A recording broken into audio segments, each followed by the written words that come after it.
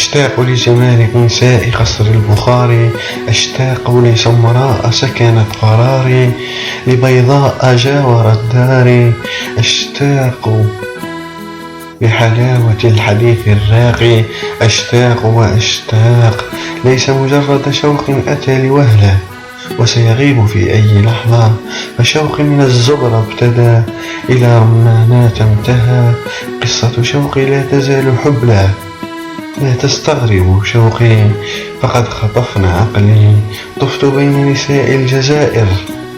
تهت بهن في رحلتي بحثا عن الحب،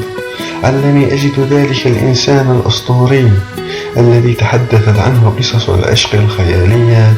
وأسافر بالهمسات الغرامية، أو ألتقي صدفة حورية، لكني بقيت الوحيد الحائر، ولما أعادتني دائرة التيه لقصر البخاري صدمني أني كنت أعمى، فإني والله أعيش بقلب الأسطورة، عذارى كأنهن الياقوت، لهن ضحكات ثغور تداعب الموت، وعيون يسبح بها الملكوت، ذوات الحسن والمنبت الطاهر،